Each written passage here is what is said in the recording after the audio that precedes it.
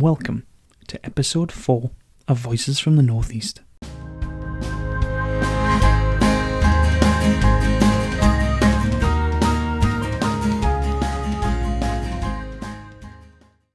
Hello listeners. In today's episode, we're going to go back to the 1950s in Ashington, and we're going to move through the 50s and the 60s to the 70s. We're going to hear the most wonderful stories from Eleanor. So I'm going to dial in and let her tell her story. Enjoy. Hello, Eleanor. Hello there, Paul. I thought I wasn't going to get you there. No, we can make anything work. How are you? Fine, thanks. And yourself?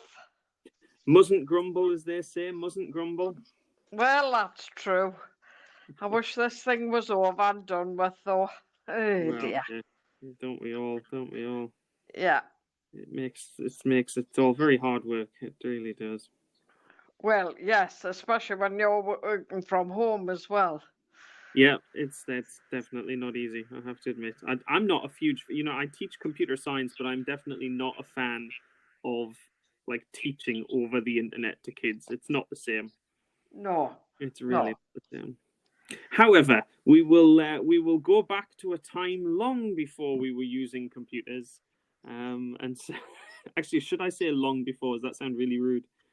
Yes, far easier. Right, so go on then.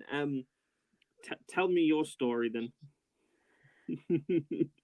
Where do you want us to start? When I was born? I was going to say, when you sent me that message the other day, you started right at the very beginning, and I thought, I like that. Just start at the very beginning, 1950.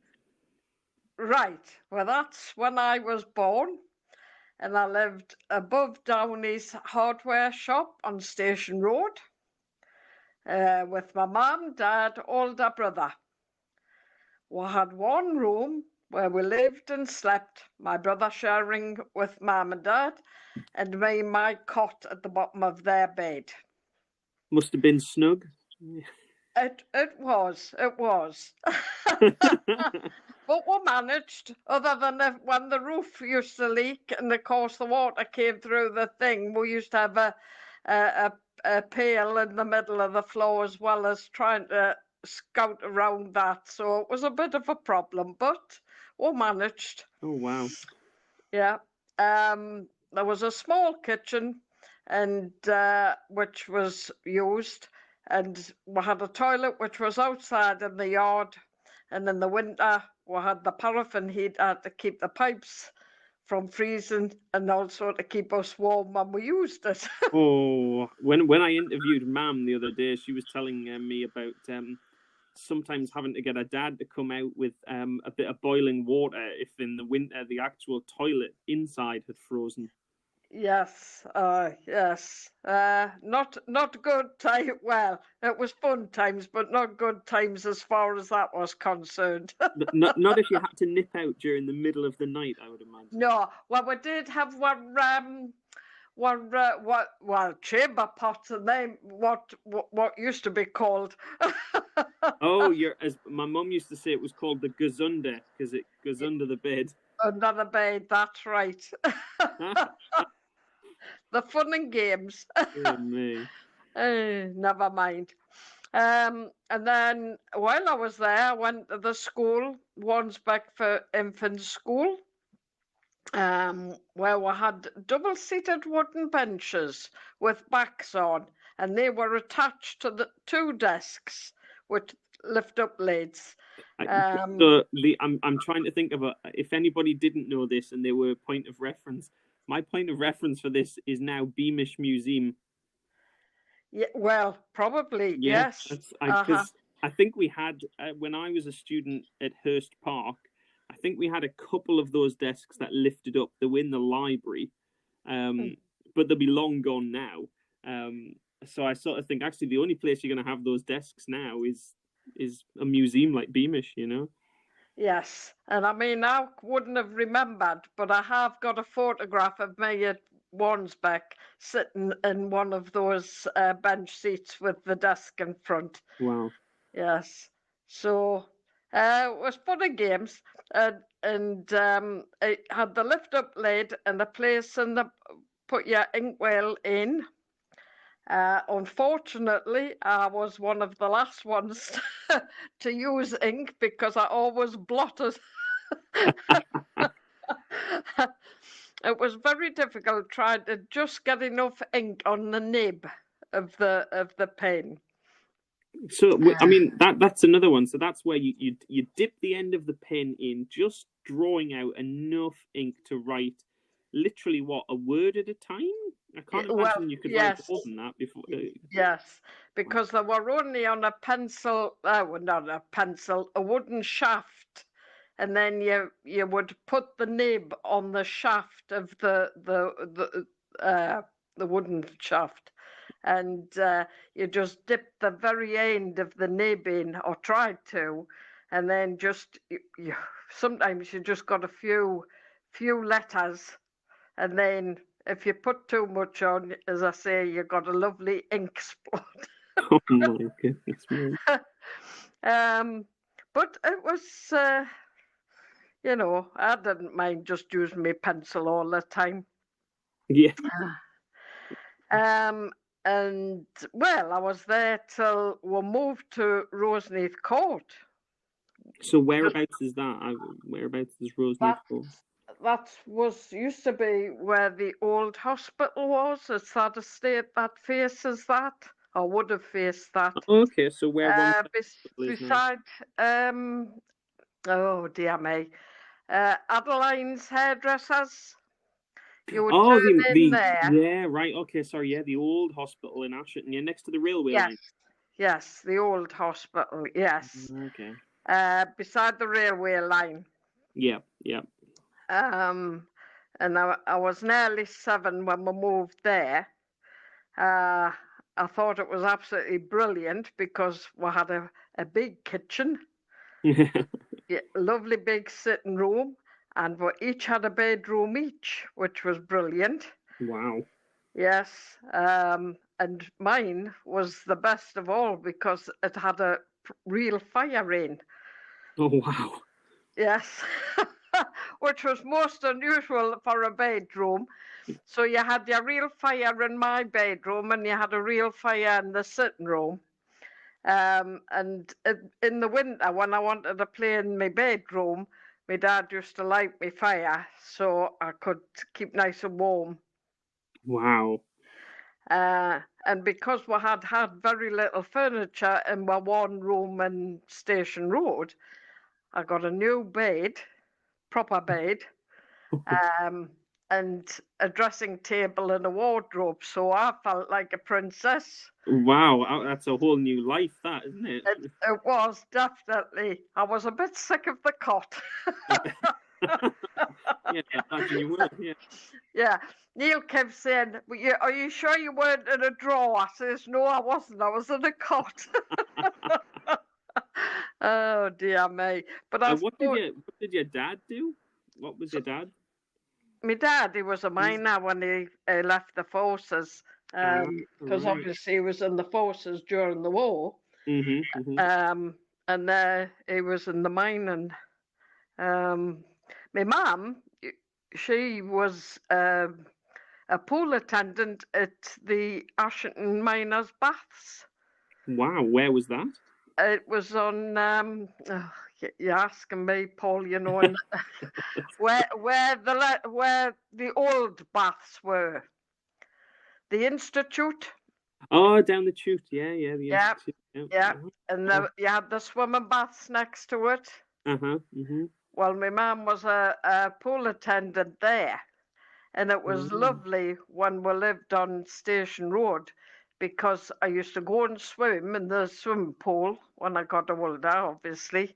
And in the swimming pool, in one of the rooms, they had 2 massive, I suppose there would have been cast iron baths in them days. And my mum used to let us get in there after I'd been swimming with my friend Shirley, and we used to lie there in the soap bubbles, and it was lovely. But they used to be for like miners or whatever who used to use the swimming pool, and they used to go into the bath to get cleaned. Wow. Because not everybody had baths in them days. They were just the tin ones, you know. So that was a real treat, that. Lovely. Wow. And then, of course, when we moved to Roseneath Court, she left the swimming baths and then went to work in Pieroni's ice cream. So I had the best of both worlds there. Definitely. Yes. The best ice cream in Ashington once upon a time. Yeah, Yes. well, yeah, I mean, it didn't exist when I was younger, but I know the name because my mum and dad and anybody almost of that generation talks about Pieroni's as being the most amazing ice creams they can remember.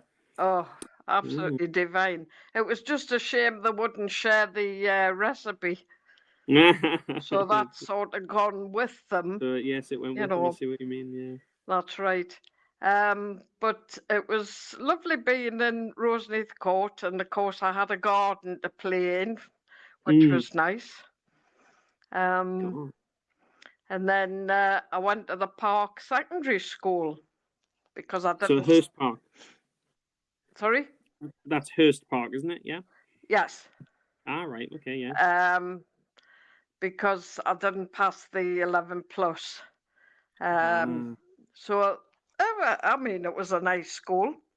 But I wasn't there long because just before I got to 13, you were given the choice to go to boarding school if you wanted to go to boarding school. How did that come about? Because that sounds so strange. I don't know. You just got all I can remember is you got a leaflet and a form saying you could go to either Belgium, which was Brownrigg, and Martin, which was in Cheshire, if you so wished to do so. I must admit, I never thought about it at the time when I was keep saying to my mum and dad, I would like to go. But afterwards, I thought, it was, you know, I mean, they had just paid for a uniform, which was a brown skirt, white shirt, brown jumper, and a brown blazer.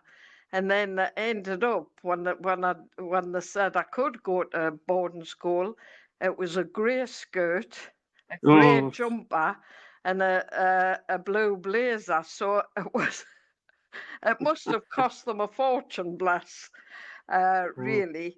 And of course, also they had to pay a certain amount for us to be at boarding school. Now, £30 was bandied about. Now, I don't know if that was for the year or it was per term. Either way, that's quite a lot of money then. Well, nice. So it would have cost them quite a bit of money, but of course they would have saved money in one respect because they weren't feeding us at home. Right. I suppose. But yes, so I chose to go to Martin in Cheshire, which in Cheshire. And did anybody else from your yes, there was quite a few. So I wasn't just the only one, and of course it was the East School got the choice as well, and obviously the Hurst Park as well. So there was quite a few from Ashington actually went to each of the boarding schools, whichever they chose. Wow. But of course, when you went there, you only had holidays, Easter, summer, and Christmas. Oh, wow. Yes. So you were mostly away from home than what you were at home. But you got used to it. And how long were you away? It was 3.5 years I was at boarding school. So I did all my exams there. you know, well, we did Northern Counties, which was the equivalent of GCSE. Okay, yeah. Yeah. So I did my exams there, and I was 16 and a half by the time I came back to Ashington, and got a job. So what year round about what time is that then? That was, I would have said, wait a minute, I was born in 50, so 67. Wow. Yeah. Yeah, that would have made us, yes, 17, well, coming up to 17. So you came back, and so that was back up here. And where did you say you worked? Cheshire. And then when you came back home, Back home. Well, we had then, my mum and dad had then moved to Broomley, which is beside the Tech. Oh, okay, by the college. Yes. So is that opposite the front of the college, or is that it's on the other it's on the other side where the shops are, but further, it's like where the traffic lights are. Oh, yes. Broomley Estate. And then, as I say, I applied for the army, and I applied for a job at Butch the chemist. Both very similar, obviously. Well, yes. Well, my brother was in the forces, and of course he had been away from being a cadet when he was 16. So of course I thought, well, I fancy that. But the Boots, the chemist, came before the army. So I went to Boots the chemist, and it was for being a dispenser, for dispensing your medications. All right. So what I had to do was I had to do a 2-year course. It was a course where you what is it? They sent the information to you, and you. So what, distance learning? Yes. So you just learn from yes. home? Okay. So I learned my qualifications for that, and that's where I stopped really till I got married. You had to ask permission though if you could keep your job. Really? Yes. Oh my goodness. And I mean, not everybody got permission, but of course, with me being a dispenser, if I'd possibly. You were indispensable. You were. Well, yeah, possibly. So, yes, but gosh, I enjoyed that. But of course. And then, so what year was that we got married? What year was that? So, it was at Ashington. I worked. And then, so I'm trying to think what year you still had to ask permission. So what year was 71. that? I got married when I was in 71. Wow. And you still had to ask if you could keep your job. Yes. Different world. There were certain jobs that you had to, certain companies that you had to ask permission. Yeah. Goodness me. And wow. Yes. It's very strange. Young ones wouldn't believe half of really what people say now.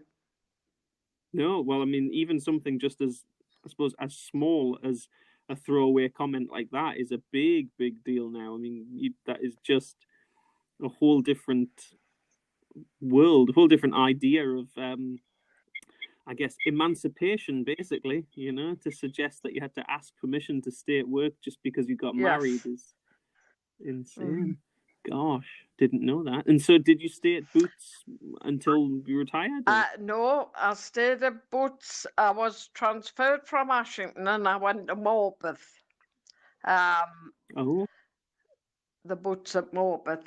And then, of course, they were going to transfer us to Newcastle. Yeah. Oh dear. And of course, I didn't really want to go to Newcastle. I should have gone because that was in your contract, that they could move you anywhere they wanted to. Okay. But I said, well, Morpeth was not too bad to get at. Newcastle was a different kettle of fish for getting on the bus and getting there. And of course, sometimes you had to work late times because the chemists did a rota, they still do now, where they leave the dispensary open on different occasions, you know, they rotate. Yeah. And I mean, sometimes I would be coming home about 9:30 on the bus. And I said, well, Yeah, you didn't want that from Newcastle. well, no. And I mean, we were planning to have children, so I said, really, I would prefer to stop at Morpeth, but they said no, they wouldn't accept that. So if I didn't want to move, I would have to lose my job. Yes. So I lost my job. Oh wow! But at least you stood to your guns. Well, yes, but in a way I did break the contract, you know. But I thought, well, if I'm going to start a family, we're going to start it now. And when they asked us to move, which was in 72,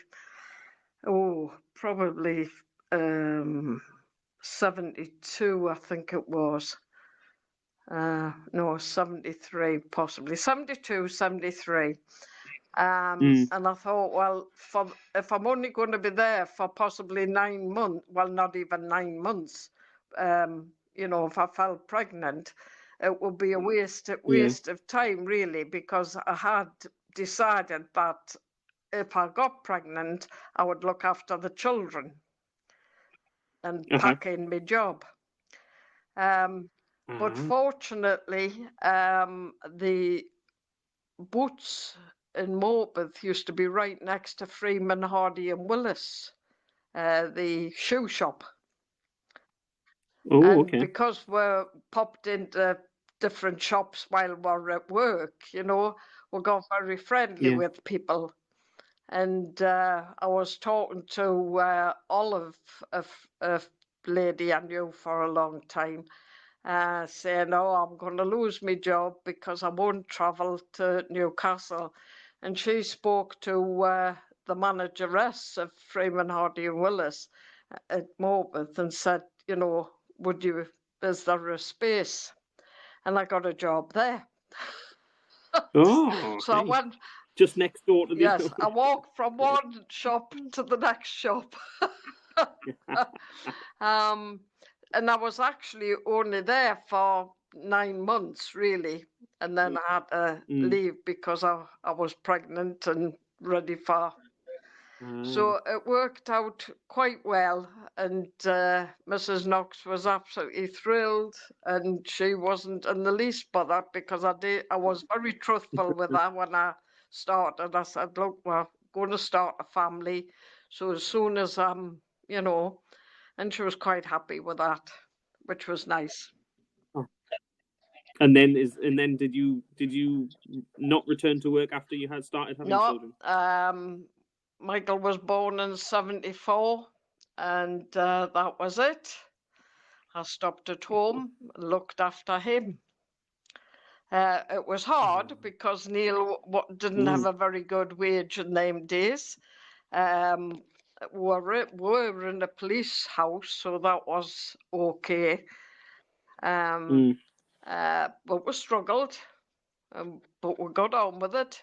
If Michael wanted any clothes, he got the clothes. We did without. You know, but that's what you do as parents. But it was good. And then, of course, Andrew came 3 years later in 77. So that was it. Hey. Well, Eleanor, thank you very, very much. That's the longest interview so far, by the way. Why, that's been probably about a lot canny bit of gibberish on it, like stuttering and stammering No, at the same.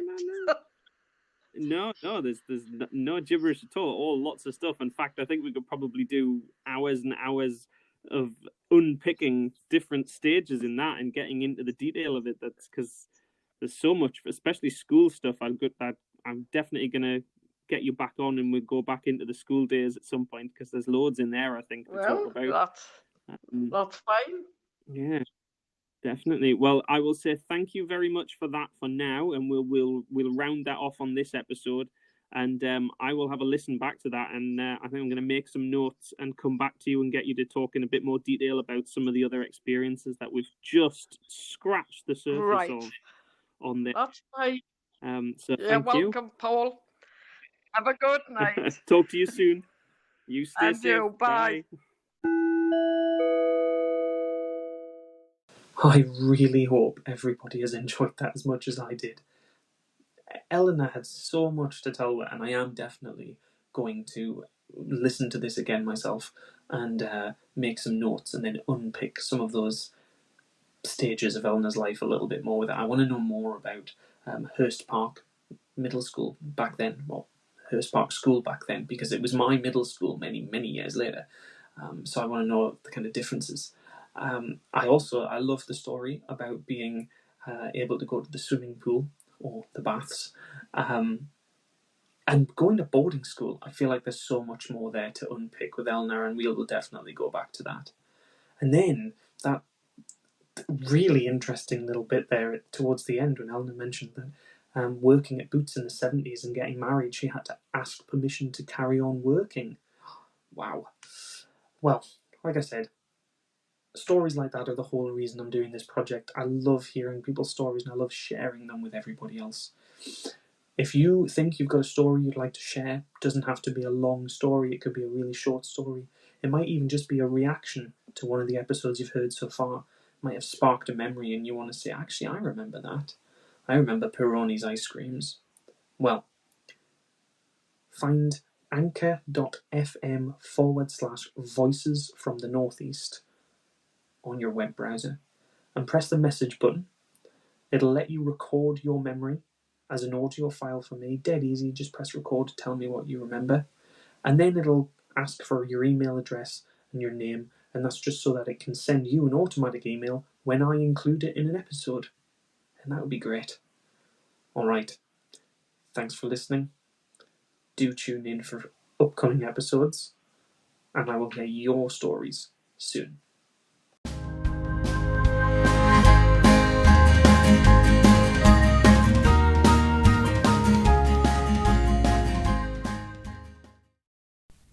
Oh, wow. I really enjoy listening to Eleanor. And every story she tells me, you listen to the whole story and then you suddenly think, actually, I want to know more about that little bit in it and that little bit in it and that bit there that you just mentioned and then moved on. While I was talking, whilst I was listening to Eleanor, I made some notes because it's basically inspired some future episodes that we're going to do on the podcast. And particularly future episodes, I'd love listeners to send me their stories of. So I'll tell you what I wrote down. Hurst Park School. I went to Hurst Park School in the 90s. My mum and Eleanor went, I guess that was the 60s. Very different school. I want to hear from listeners that went to Hurst Park School. Let's share some thoughts about Hurst Park School. I think I could probably do a whole episode, or probably 2 or 3, about Hurst Park, the school, the teachers, the trips you went on, the fun things you remember doing there, your friends that you had at school, the sports teams you were part of. So, upcoming episodes, I'm definitely going to do an episode about Hurst Park School, so please get in touch with the podcast, anchor.fm/voices from the Northeast. Early on in your message, tell me that this is a memory about Hurst Park School, and then leave me your message. Same with any of the schools in Ashington. If you've got a memory of some of those, the North School, schools like that, if you've got a first school story, high school, grammar school, leave me a story. Tell me very early on that this is a story about such and such a school. That'll help me filter them and put them and organise them and ready for an episode. The other one was going to a boarding school. Now, this is really naive of me, but it's not something I even thought of, you know. Did anybody else take up this opportunity? Does anybody know what the opportunity was about? You know, like, how did it come about that children were being offered the opportunity to go to a boarding school? That's so cool. Like, who went? Tell me if you went to one of those schools. I'd love to hear about your experiences. Eleanor says she had an amazing time. Did you? Was it fun? Was it difficult being away from your family? Just brilliant. And then things like, you know, ice cream shops in Ashington. My own mum and dad tell me all sorts of wonderful stories about shops that no longer exist that once did. But the ice cream shop is definitely one of them that they remember. Yeah, just so much in that to unpick. And I'd really love to hear people's stories and get them shared. So, like you would on Facebook, drop a comment underneath and tell us something. Please leave me a message at anchor.fm/voices from the northeast. It'll ask for your name and an email address and a password. Just put an email address in, make up a password, leave me your voicemail message, and then when I include it in an episode, you'll get an automatic email to say, look, your story's been used, tune in to the next episode. Brilliant. Thank you very much for listening to another episode of the podcast. You will hear from us soon, and hopefully I'll hear from you soon too. Stay safe and well, everybody.